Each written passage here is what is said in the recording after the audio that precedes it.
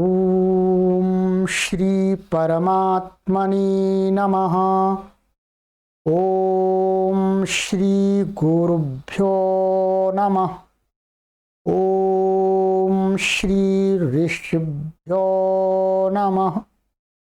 ओम सहनाववतु सहनौ भुनक्तु सह वीर्यं करवावहै तेजस्विनावधीतमस्तु मा विद्विषावहै।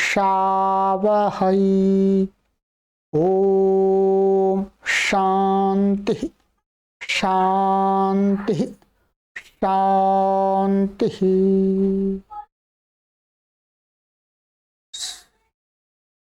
सर्वेभ्यो नमः।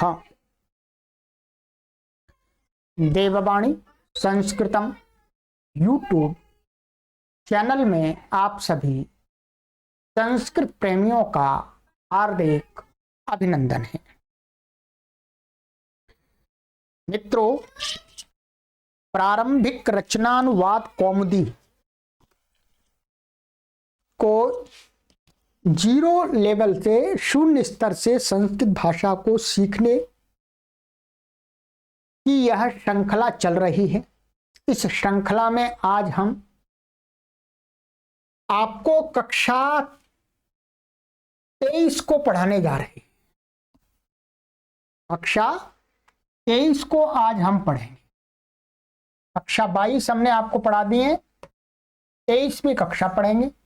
जो भी हमारे नए पाठक आगे जुड़ते जाएंगे वो सभी कक्षाओं को पढ़ने के लिए प्लेलिस्ट में एक कॉलम बना दिया गया है, प्रारंभिक रचनानुवाद कौमुदी न्यू कोर्स नाम का। ध्यान देंगे, न्यू कोर्स जरूर देखें। उस पर क्लिक करके आप आरंभ से सभी वीडियो को क्रमानुसार पढ़िएगा।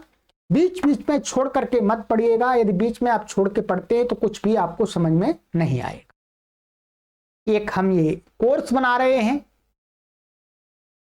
3 माह का इस पुस्तक का, जिसमें आपको अच्छी संस्कृत भाषा शुद्ध रूप से लिखना, संभाषण करना तथा संस्कृत की पुस्तकों को पढ़ करके उसका अर्थ निकालना सिखाने के लिए। ठीक है। और ये निःशुल्क कोर्स चलाया जा रहा है, कोई आपसे शुल्क नहीं लिया जा रहा है। हम आपसे एक ही अपेक्षा करते हैं मित्रों कि आप सभी जो भी हमारे पाठक इस कक्षा को में पढ़ रहे हैं वो कम से कम इस कोर्स के माध्यम से 100 लोगों को जोड़ करके उनको पढ़ने के लिए प्रेरित करें। ठीक है, चलिएगा। आइए मित्रों, और जो भी हमारे पाठक अपना गृह कार्य करते हैं, मैंने निवेदन किया है कि अपने गृह कार्य को आप इस देववाणी संस्कृतम ई गुरुकुलम जो फेसबुक समूह है इसमें जरूर शेयर करें, जिससे मैं आपके कार्य को देख सकूं कि आप कैसा लिख रहे हैं। ठीक है, आपको कहां कठिनाई आ रही है।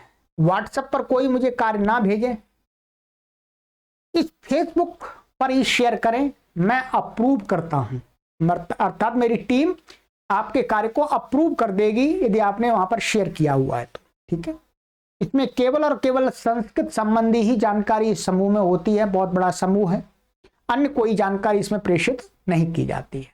चलिएगा, ये लिखा हुआ है, अपना गृह कार्य देववाणी संस्कृतम ई गुरुकुलम फेसबुक समूह पर स्कैन कर शेयर कर संस्कृत के प्रचार प्रसार में सहयोग प्रदान कीजिएगा। यदि आप फेसबुक पर नहीं है तो आप अपने किसी भी सोशल प्लेटफॉर्म पर शेयर करें, अपने पर ही करें। ठीक है, चलिएगा।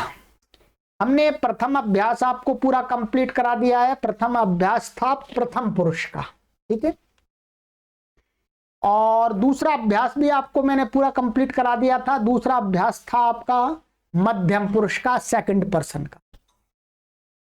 ये कंप्लीट हो गया है, इसके दोनों पार्ट। अब मित्रों, हमारा क्रम में आता है अभ्यास 3। ठीक है, अभ्यास 3 आप थोड़ी सी तेजी से बढ़ते चलेंगे क्योंकि अब हमने काफी आपकी भूमिका बना दी है। ठीक है, अभ्यास 3 तृतीयः अभ्यासः। शब्दकोश 40 शब्द हमने पढ़ लिए, 20 और पढ़ेंगे, इसमें 60 शब्द पढ़ लेंगे। नंबर आइएगा, शब्दों को देखिएगा, स्मरण करना है आपको। तो अहम, अहम मीन्स मैं, आई। आवाम माने हम दोनों, इंग्लिश में बोलेंगे तो वी बोलना पड़ेगा। वयम हम सब, माने वी, उसके लिए भी इंग्लिश में द्विवचन नहीं है, सिंगुलर और प्लूरल है, ठीक है। तो मैं के लिए अहम, हम दोनों के लिए आवाम, और वयम के हम सब के लिए वयम का आपको प्रयोग करना है। ये सर्वनाम है, अर्थात सब के लिए, सबके साथ प्रयोग होता है। मैं भी इसको अहम कह सकता हूं, आप भी अहम कह सकते हैं, कोई तीसरा व्यक्ति भी अहम कह सकता है, कोई भी कह सकता है अहम है? इसलिए सबके साथ लग रहा है, इसलिए क्या है, सर्वनाम है, प्रोनाउन है। चलिएगा आगे के शब्दों को देख लेते हैं।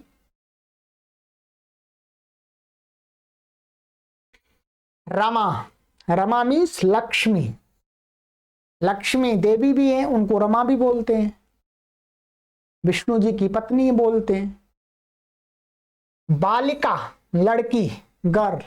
लता, लता माने लता नाम की कोई लड़की भी हो सकती है, और लता बेल को भी बोलते हैं, बेल।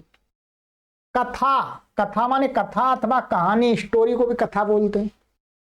क्रीड़ा, क्रीड़ा माने खेल। पाठशाला, पाठशाला माने पाठशाला, स्कूल, ठीक है, विद्या का घर। विद्या, विद्या माने विद्या।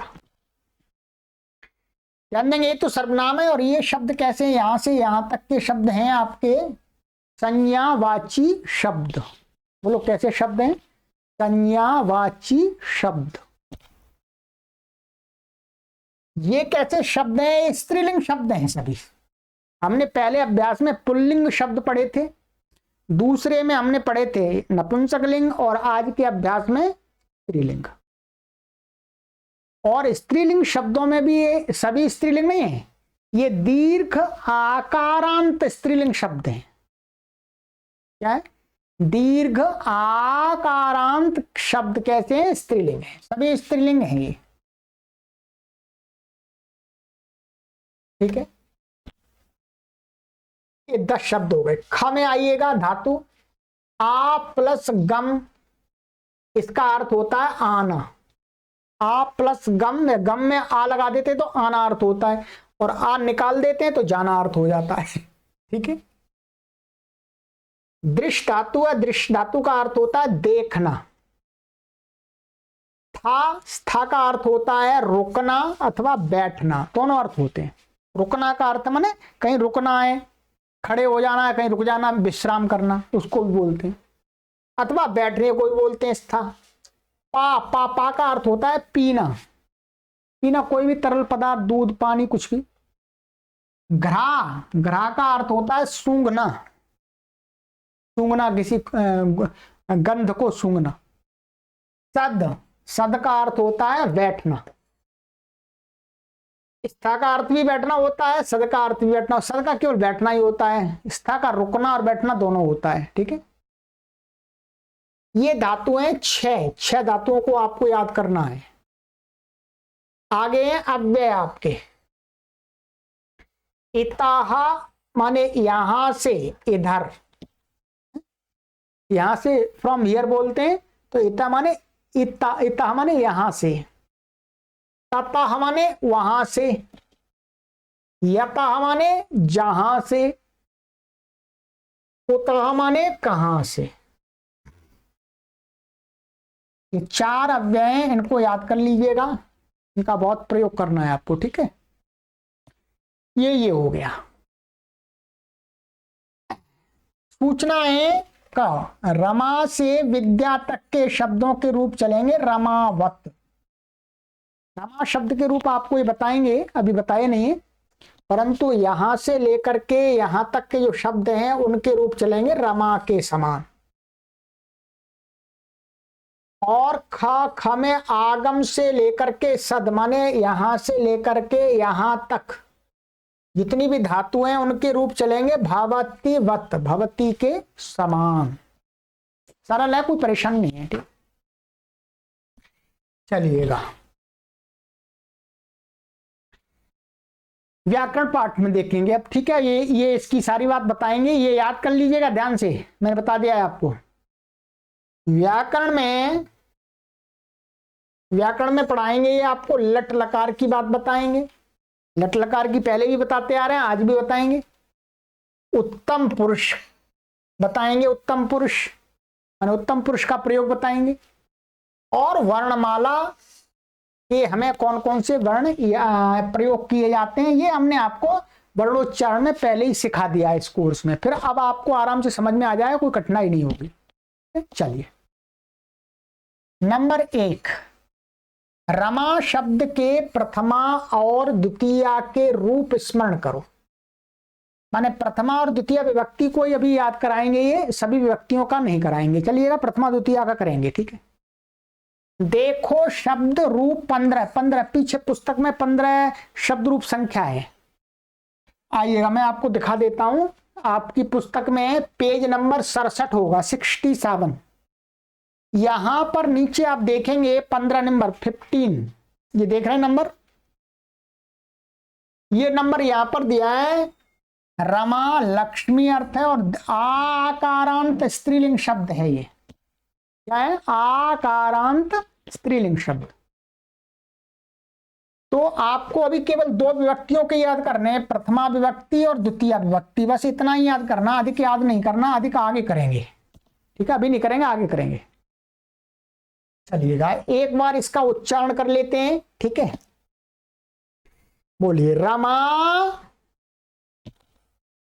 रमे, रमा, रमा, रामे, रमा, रामा, रामे, रामा, रमाम, रमे, रमा, ठीक है।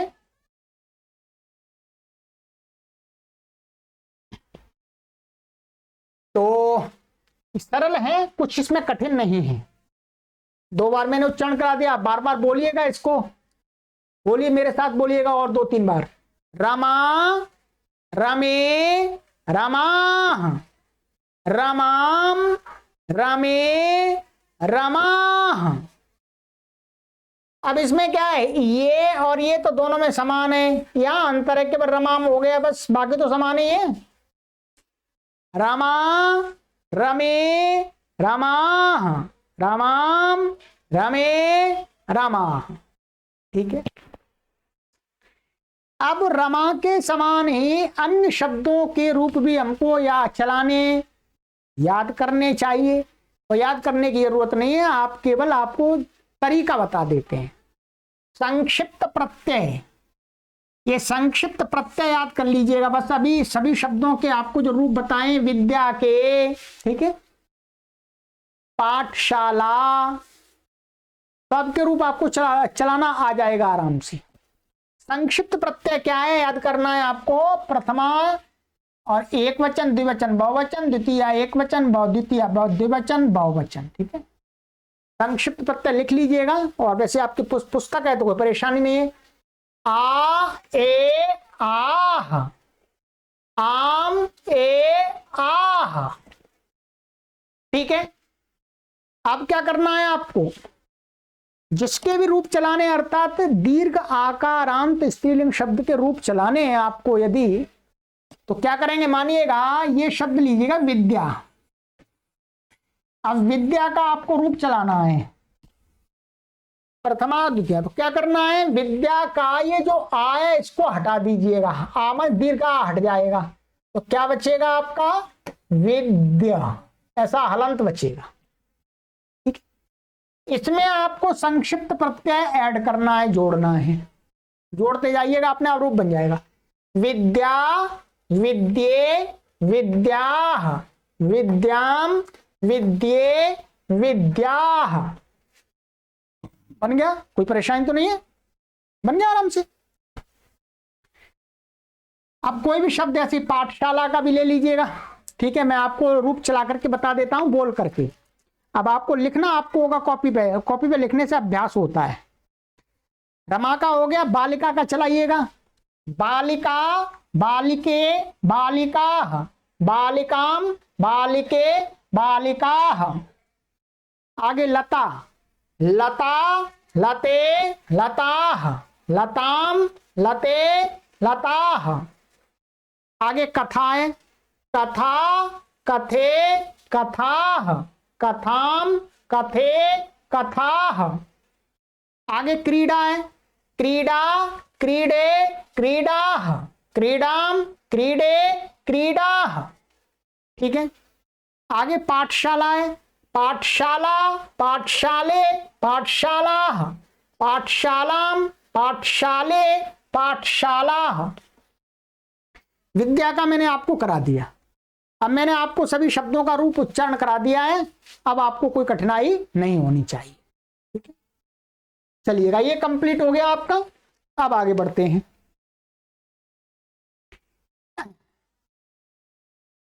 ये हो गया, ये बताया था इन्होंने और कहा था यहां पर इसी प्रकार बालिका आदि के रूप चलाओ, तो मैं रूप चलाना आपको बता दिया। ठीक है। नंबर 2, नंबर 2 में बता रहे हैं कि उत्तम पुरुष। अभी तक हमने धातु रूप थे वो प्रथम पुरुष, लट्लकार के प्रथम पुरुष और मध्यम पुरुष के स्मरण किए, उत्तम पुरुष के नहीं किए। तो उत्तम पुरुष के करने होंगे आज। उत्तम पुरुष के कहते हैं, उत्तम पुरुष में धातु के अंत में जो धातु होती है उसके अंत में एक वचन में आमी जोड़ दीजिएगा, द्विवचन में आवह जोड़ दीजिएगा और बहुवचन में आमह जोड़ दीजिएगा। तो क्या है, उत्तम पुरुष का तीनों वचनों का रूप बन जाएगा। जैसे पठ धातु थी आपकी, पठ धातु है, पठ धातु से अब जोड़ दे आमी, पठामी, पठावह, पठामह, बन गया आपका। इसी प्रकार से जितनी भी पीछे की धातुएं आई हैं और इस अभ्यास में आई हैं उन सब के रूप आपको चलाने हैं। ठीक है, मैं आपको पहले ये दिखाता हूं। ये देखिए, भू का देख लीजिएगा। भू का उत्तम पुरुष में क्या बनता है, भू है, लट्लकार है, वर्तमान काल। तो भू को क्या कर लेते हैं, ये देखिएगा, भू को क्या हो जाता है या भव हो जाता है। ये नियम आगे आप सीख जाएंगे। अब भव में प्रत्यय जोड़ेंगे, संक्षिप्त प्रत्यय लट्लकार के उत्तम पुरुष का रूप बनाएंगे तो क्या बनेगा, उत्तम पुरुष में एक वचन में भवामी, द्विवचन में भवावह, बहुवचन में भवामह। वही प्रत्यय मैं लिख दिए यहां पर। भू संक्षिप्त प्रत्यय ये आमी, आवह, आमह, वही बात है। अब देखिएगा, अब आपने तीनों पुरुषों के लट्लकार के रूप बनाना सीख लिया है। सीख लिया आपने, ध्यान दीजिएगा। तीनों प्रकार के, तीनों पुरुषों के, प्रथम पुरुष, मध्यम पुरुष, उत्तम पुरुष। मैं एक बार आपको रिवाइज करा देता हूं, आवृत्ति करा देता हूं। भू के भू को भव हो जाता है और होना अर्थ है, लट्लकार में होता है वर्तमान काल। देखिएगा, आपने कौन कौन से अब रूप याद कर लिए। ये प्रथम पुरुष है, ये मध्यम पुरुष है, ये उत्तम पुरुष है। ठीक है, एक वचन, द्विवचन, बहुवचन। मेरे साथ बोलिएगा, भावाति, भावताः, भावन्ति, भावासि, भावाथाः, भावाथा, भावामि, भावावह, भावामह। बन गया जी। अब बोलिए, बिना देख के बोलिएगा, याद तो है ही, आपको कोई परेशानी है। भावाति, भावताः, भावन्ति, भावासि, भावाथाः, भावाथा, भावामि, भावावह, भावामह। इस प्रकार से अब क्या है, यहां पर आपको मैंने ये अभी तक सिखा दिया है कि लट लकार के प्रथम पुरुष, मध्यम पुरुष, उत्तम पुरुष, एक वचन, द्विवचन, बहुवचन के ये संक्षिप्त प्रत्यय हैं, इनसे मिला करके आगे आपको रूप बनाने हैं। ठीक है, क्रम से पढ़ा दिया, धीरे धीरे धीरे धीरे सब पढ़ा दिए। प्रथम पुरुष के अति, अता, अंति, मध्यम पुरुष असि, अथा, अथा, उत्तम पुरुष आमी, आवह, आमह, ये पढ़ा दिया आपको। ठीक है, अब इनके ही द्वारा आपको अन्य धातुओं के लट लकार के तीनों पुरुषों के तीनों वचनों के रूप बनाने हैं। जितनी भी धातुएं आज तक आ गई हैं ये आपको गृह कार्य दिया जा रहा है। ठीक है, क्या दिया जा रहा है आपको अभी तक हमारी, एक मिनट, यहां ये और देख लीजिएगा पहले, तब आपको फिर रूप चलाना देखेंगे। ठीक है, नंबर 3 और देख लीजिएगा, फिर मैं बताता हूं आपको। नंबर 3, लट, लोट, लंग और विधिलिंग। इस पुस्तक में हम 5 लकारों के रूपों को सीखेंगे। ठीक है, 5 लकार के रूप। अभी हम क्या सीख रहे हैं, हम अभी लट लकार सीख रहे हैं मित्रों। क्या सीख रहे हैं, लट लकार सीख रहे हैं।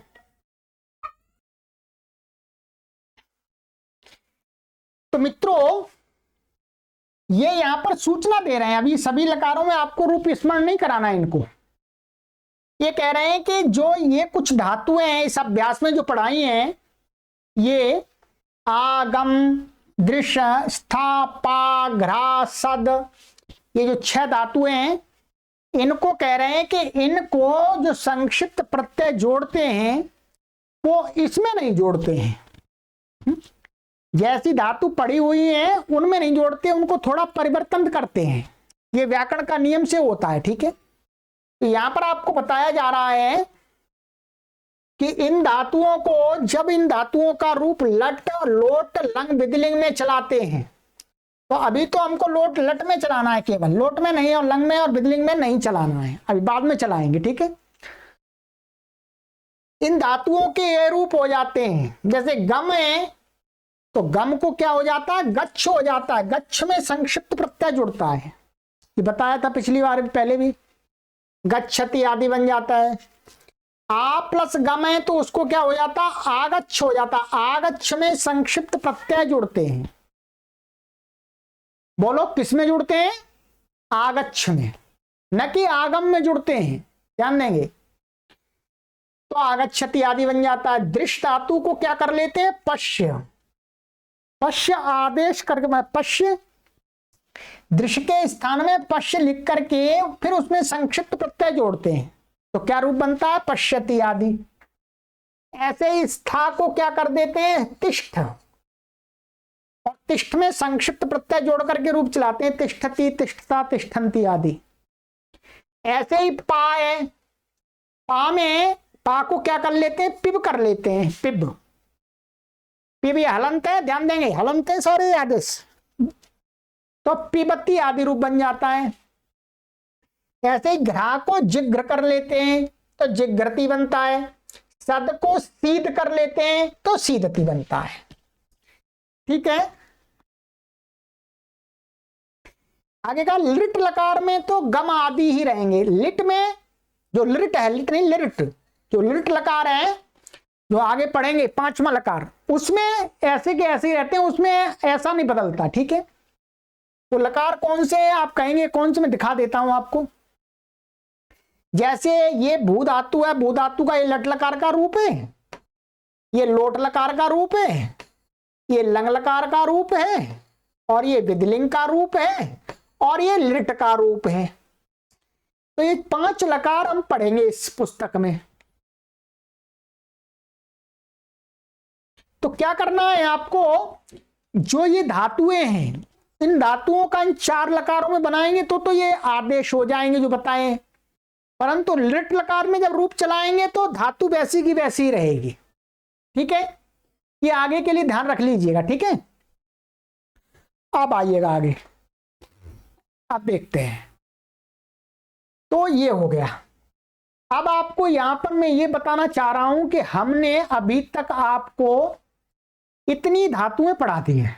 आज तक, आज के अभ्यास तक 14 धातुओं को हमने पढ़ लिया है। इन धातुओं को आप पीछे कहीं पेज पर इकट्ठा लिखते जाइएगा, जिससे आपको सरलता होगी। पूरे 30 अभ्यास की धातुओं के लिए पीछे कुछ पेज बना लीजिएगा, उन पर धातुएं धातुएं लिखते जाइएगा, ठीक है। आपको आवृत्ति करने में सरलता होगी। फिर एक तो भू पढ़ ली हमने, ध्यान दीजिएगा। पठ गम को गच्छ हो जाता है। हस रक्ष वद पच नम आगम को आगच्छ हो जाता है। दृश्य पश्य हो जाता है। स्था तिष्ठ हो जाता है। 12वीं पा पिब हो जाता है इसको। और 13वीं घ्रा घ्रा को जिग्र हो जाता है। 14वीं सद सद को सीध हो जाता है। अब आपको क्या करना है, इन 14 धातुओं के लट लकार के तीनों पुरुषों में और तीनों वचनों में रूप बनाने। इतना तो करना पड़ेगा आपको अभ्यास के लिए। मैं एक बार चला के उच्चारण करके आपको बता देता हूं। उच्चारण करूंगा केवल सभी धातुओं का, तीनों वचनों में, तीनों पुरुषों में लट लकार का। सुनते जाइएगा ध्यान से, ठीक है। भू, भू को भव कर लेंगे।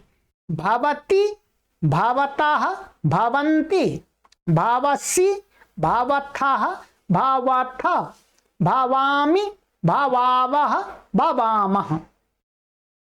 पठ पठति पठतः पठन्ति पठसि पठथः पठथ पठामि पठावः पठामः। गम गच्छति गच्छतः गच्छन्ति गच्छसि गच्छथः गच्छथ गच्छामि गच्छावः गच्छामः। ठीक है, बहुत ध्यान देकर के बोल रहा हूं, यदि कहीं कुछ इधर उधर हो जाए तो आपको इधर उधर नहीं करना, आपको जो नियम बताया उसके नियम के अनुसार करना है। ठीक है।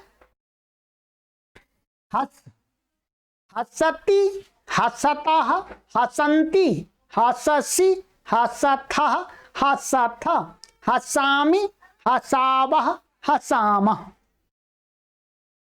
रक्ष रक्षति रक्षतः रक्षन्ति रक्षसि रक्षथः रक्षथ रक्षामि रक्षावः रक्षामः। वद वदति वदतः वदन्ति वदसि वदथः वदथ वदामि वदावः वदामः। पच पचति पचतः पचन्ति पचसि पचथः पचथ पचामि पचावः पचामः। नम नमति नमतः नमन्ति नमसि नमथः नमथ नमामि नमावः नमामः। आगम, तो आगम को क्या हो जाता है, आगच्छ हो जाता है।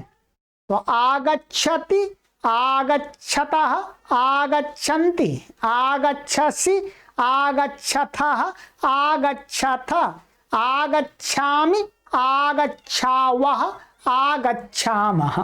ठीक। दश दृष्ट धातु वो पश्य हो जाता है, पश्य से रूप चलाते हैं। पश्यति पश्यतः पश्यन्ति पश्यसि पश्यथः पश्यथ पश्यामि पश्यावः पश्यामः। ठीक है। 11 स्था, स्था को तिष्ठ कर लेते हैं। तिष्ठति तिष्ठतः तिष्ठन्ति तिष्ठसि तिष्ठथः तिष्ठथ तिष्ठामि तिष्ठावः तिष्ठामः। ठीक। 12 पा, पा को पिब करके रूप चलाते हैं। पिबति पिबतः पिबन्ति पिबसि पिबथः पिबथ पिबामि पिबावः पिबामः। ग्रा 13वीं, ग्रा को जिग्र कर लेते हैं, सूंघना। जिघ्रति जिघ्रतः जिघ्रन्ति जिघ्रसि जिघ्रथः जिघ्रथ जिघ्रामि जिघ्रावः जिघ्रामः। ठीक है जी। सद सीदति सीदतः सीदन्ति सीदसि सीदथः सीदथ सीदामि सीदावः सीदामः। बताइएगा, मैंने खाना पूर्ति नहीं की थी, पूरी मेहनत से पढ़ाया, परिश्रम से पढ़ाया है। आपको अधिक से अधिक सुविधा हो वैसा मेरा पुरुषार्थ रहता है। मेरे पुरुषार्थ की सफलता तो तभी है जब आपको समझ में आए चीज। ठीक, अब क्या करना है मित्रों, अब आपको कॉपी पर लिख लेना है। मेरे उच्चारण को लिख लीजिएगा, आप आराम से बना भी सकते हैं, सब कुछ तो बता दिया। तो ये आपको होमवर्क दे रहा हूं, 14 धातुओं के रूपों को लिखना है, लट लकार के रूपों को। ठीक है, चलिएगा अब आगे चलते हैं। अब थोड़ा और है, सामान्य है, विशेष नहीं है कुछ, अब लिखने का काम नहीं है। आइएगा आइएगा मित्रों,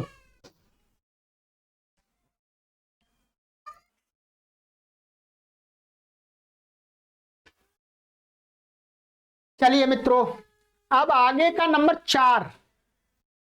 नंबर 4 में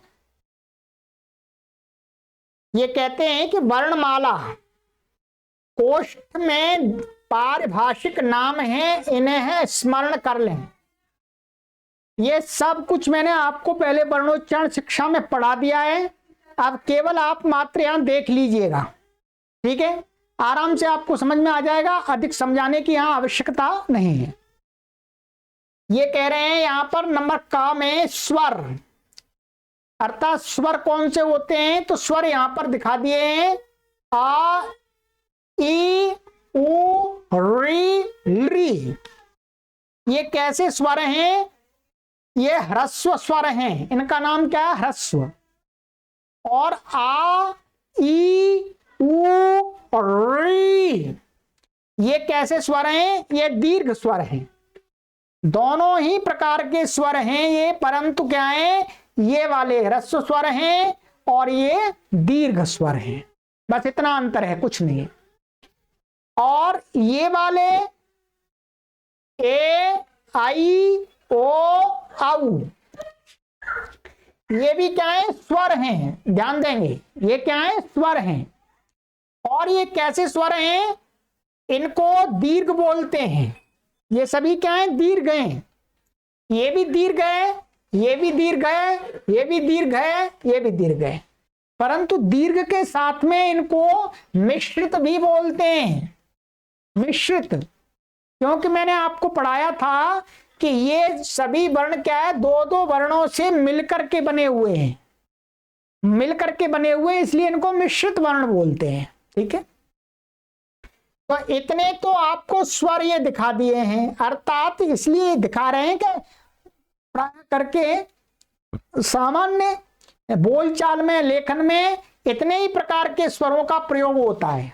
ठीक है, चलिएगा आगे। व्यंजन, ख में व्यंजन बता रहे हैं। व्यंजन माने आपके कॉन्सोनेंट्स और ऊपर वाले वॉवेल्स हैं। व्यंजन में क वर्ग माने का, खा, गा, घा, ङ, इन पांचों को क्या बोलते हैं, क वर्ग बोलते हैं। और चा, छा, जा, झा, ञ, इनको च वर्ग बोलते हैं। टा, ठा, डा, ढा, ण, इसको ट वर्ग बोलते हैं। ता, था, दा, धा, न, इसको त वर्ग बोलते हैं। पा, फा, बा, भा, मा, इसको प वर्ग बोलते हैं। या, रा, ला, वा, इसको अंतहस्त बोलते हैं। और शा, शा, सा, हा, इनको ऊष्म बोलते हैं। ये अनुस्वार, ये क्या है आपका, यहां पर ये छूट रहा है, ये अनुस्वार है, ऐसा इसको अनुस्वार बोलते हैं। ऊपर बिंदी होती है, अनुस्वार होता है। और ये होता है अनुनासिक, ये चंद्र बिंदी होती है, इसको क्या बोलते हैं संस्कृत में, अनुनासिक, अनुनासिक, अनुनासिक। और ये दो बिंदी, इसको बोलते हैं विसर्ग। प्राय करके इन्हीं वर्णों का प्रयोग किया जाना है, जो मैंने आपको आरंभ में सिखा दिया था। ठीक है, अब देखिएगा, ये इसलिए बता रहे हैं कि अब ये आगे अपनी पुस्तक में कहीं पर कहेंगे स्वर। स्वर कहने से किसका बोध होता है? स्वर कहने से इनका बोध होता है। ये सभी आपको मैंने बता दिया है पहले। व्यंजन कहने से इन सभी का बोध होगा, इनकी जानकारी मिलेगी, इन वर्णों को बताया जाएगा। ठीक है, कवर कहेंगे तो ये वर्ण आ जाएंगे, चवर कहेंगे तो ये आ जाएंगे, टवर कहेंगे तो ये आ जाएंगे, तवर कहेंगे तो ये। इस प्रकार से आपको ये पहले ही मैंने बता दिया है और आप अब इसको पक्का कर लें। ठीक है, चलिएगा, ये सामान्य जानकारी थी। अब आ जाइएगा सूचना। सूचना ये बता रहे हैं कि वर्ग के प्रथम, ध्यान दीजिएगा, वर्ग के माने 5 वर्ग हैं, कवर्ग, चवर्ग, टवर्ग, तवर्ग, पवर्ग, ये 5 वर्ग हैं। तो पांचों वर्गों के जब नंबर 1 माने प्रथम का नंबर 1 लिखेंगे कि वर्ग के नंबर 1, तो प्रथम आ जाएंगे, पहले वाले। पहले अक्षर का अर्थ है का, चा, टा, ता, पा, ये वर्ग के प्रथम अक्षर हैं। ध्यान दीजिएगा, देखिएगा, का आ गया, चा आ गया, टा आ गया, ता आ गया, पा आ गया, इतने ही 5 वर्ग हैं केवल, पहले अक्षर। द्वितीय वर्ग के द्वितीय अक्षर कौन से? खा, छा, ठा, था, पा, फा। और तृतीय वर्ग के तृतीय कौन से अक्षर हैं? गा, जा, डा, दा, बा। और वर्ग के चतुर्थ कौन से अक्षर हैं? घा, झा, ढा, धा, भा। और वर्ग के पंचम अक्षर कौन से? ना, न्या, ना, ना, मा।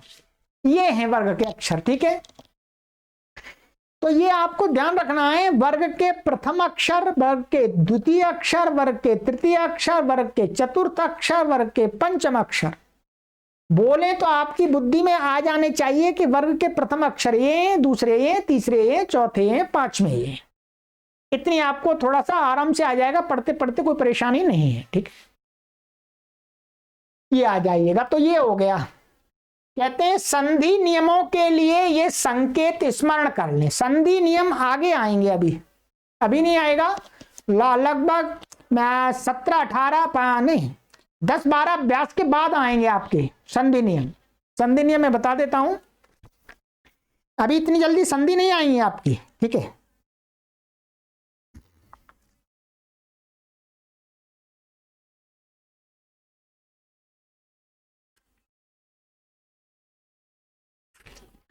जो संधि आपको पढ़ाई जाएंगी वो पढ़ाई जाएंगी 18वें अभ्यास पे। 18वें अभ्यास में, तब तक तो आपको आराम से याद हो जाएगा। 18 अभ्यास पढ़ेंगे तब तक तो। ठीक है, तो 18वें अभ्यास से आगे कुछ संधियां पढ़ाई जाएंगी, उनमें इनका प्रयोग होना है। ठीक है, आइएगा। अब नियम चलते हैं 5, इसको पढ़ लीजिएगा। नियम 5, नियम 5 है आपका, ये हिंदी में ऐसा ही लिखा जाता है 5, ये वास्तव में आप ऐसे समझते हैं आजकल। ये क्या है? रोमन का है, रोमन का कैसे, लैटिन का, जो भी है। तो ये इस प्रकार से 5 है। अब नियम है अच्छहीनम परेण संयोज्यम। ये एक नियम बनाया है कि हल माने व्यंजन, कॉन्सोनेंट, व्यंजन के आगे के स्वर से, माने जो व्यंजन है वो आगे के स्वर से मिल जाता है। कोई वाक्य है, उसमें शब्द हैं, उसमें शब्द हैं, तो कोई शब्द आ रहा है, उसका जो अंतिम व्यंजन है, यदि उसके आगे कोई स्वर वाला शब्द आ रहा है, जिस शब्द का प्रथम अक्षर क्या है? स्वर है, तो क्या है, उस आगे वाले व्यंजन को पीछे वाले स्वर के साथ मिला करके लिख देते हैं, मात्रा लगा करके, पीछे वाले स्वर की मात्रा लगा करके उसमें लिख देते हैं। सरल है, कुछ नहीं है। जैसे यह नियम ऐच्छिक है, आप कर भी लगा भी सकते हैं, नहीं भी लगा सकते हैं। ठीक है, जैसे अहम अद्य, ये शब्द है अहम अद्य, यहां पर ये व्यंजन है मां, और आगे आ रहा है स्वर आ। अब आप इसको मिला करके भी लिख सकते हैं, इस मां में आ की मात्रा मिलाकर के आहा मध्या ऐसा भी लिख सकते हैं और ऐसा भी लिख सकते हैं, दोनों सही हैं, दोनों प्रकार से लिख सकते हैं, आहा मध्या अथवा आहम अद्य, उच्चारण वही होगा, अर्थ भी वही रहेगा।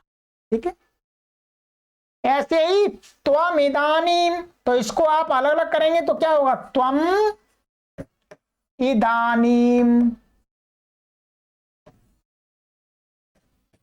ठीक है, त्वम इदानीम, तो ये माए आगे स्वर आ गया तो इसको मिलाकर के भी लिख सकते हैं त्वम इदानीम, अथवा अलग अलग भी लिख सकते हैं, बात एक ही है। चलिएगा मित्रों, तो आज मैंने इस कक्षा में आपको इस तीसरे अभ्यास का पढ़ाने वाला पाठ पूरा पढ़ा दिया है। तैयारी आपको करनी है, तैयारी तो आपको करनी होगी। ठीक है, ये मैंने आपको शब्दकोश पढ़ा दिया, इसको आप स्मरण कर लीजिएगा और रमा शब्द के रूप बता दिए और अन्य शब्दों के रूप वैसे ही चलाने हैं आपको, वो चला लीजिएगा, लिख लीजिएगा। और ये इन धातुओं के सभी जो धातुएं आई हैं उनके तीनों पुरुषों में, तीनों वचनों में आपको रूप लिखने हैं। और बस इतना ही कार्य है, बाकी तो आपको समझने का तो वो समझ लिया। अब अगली कक्षा में हम आपको पढ़ाएंगे इसका गृह कार्य वाला भाग। ठीक है, चलिएगा, और ध्यान देंगे अपना कार्य का मिलान करने के बाद आप फेसबुक समूह में अवश्य शेयर कीजिएगा। इतना तो योगदान दे ही सकते हैं, संस्कृत भाषा में आप सभी लोग निःशुल्क पढ़ रहे हैं, पढ़िएगा। बहुत हमारा सौभाग्य है कि हमें आपको पढ़ाने का अवसर मिल रहा है, हम अपना सौभाग्य मानते हैं। वर्तमान की चमक धमक की दुनिया में आप संस्कृत भाषा पढ़ रहे हैं, इसलिए मैं आपको कोटि कोटि नमन करता हूं और आपसे यही आशा करता हूं कि आप हर प्रकार का सहयोग संस्कृत भाषा के प्रचार प्रसार के लिए देंगे। मित्रों, मैं आपसे बीच बीच में कभी कभी निरंतर निवेदन करता रहता हूं कि इस प्लेटफॉर्म को ऑनलाइन संचालित करने के लिए मुझे कम से कम 45 से 50 हजार रुपए व्यय करने होते हैं प्रति माह। YouTube से हमें कोई ऐसा नहीं सहयोग मिलता है। ठीक है, क्योंकि हमारे पढ़ने वालों की संख्या कोई लाखों में नहीं है, हम सारा सहयोग आपसे लेते हैं, तब ये कार्य चलता है। मैं आप सभी से विनम्र निवेदन यही करूंगा कि आप सभी इस ऋषियों की विद्या के महान यज्ञ में ईश्वरीय विद्या संस्कृत भाषा के प्रचार प्रसार के लिए देववाणी संस्कृतम ट्रस्ट के द्वारा संचालित इस उपक्रम को अबाध रूप से चलाने के लिए आप प्रति माह स्वेच्छापूर्वक अपने सामर्थ्य के अनुसार जितना भी आपसे बन पड़े उतना सहयोग जरूर करते रहिएगा। इस कार्य का संचालन आपके सहयोग से ही होता है, हम कोई कहीं जॉब आदि नहीं करते हैं, यही सेवा देते हैं। इस सारी व्यवस्था को बनाने की जिम्मेदारी आपके ऊपर रख करके हम इस कार्य को चल रहे हैं, तो आप इस जिम्मेदारी को पूरी तरह से आप समझेंगे, मुझे आशा है, और प्रति माह अपना सहयोग देते रहिएगा। फीस शुल्क किसी से नहीं लिया जा रहा है, जिनके पास में नहीं है बिल्कुल भी तो वो केवल पढ़ते रहें, जिनके पास प्रभु की दया से, प्रभु की कृपा से, प्रभु की आशीर्वाद से और उनके अपने परिश्रम से जो भी आर्थिक संपन्नता है, उस आर्थिक संपन्नता के अनुसार सहयोग प्रदान करते रहिएगा। वीडियो के डिस्क्रिप्शन में आपको डिटेल दे दी गई है, उसमें आप अपना सहयोग भेज करके हमें व्हाट्सएप पर सूचित करते रहिएगा। आगे की कक्षा में मिलते हैं। सर्वेभ्यो नमः।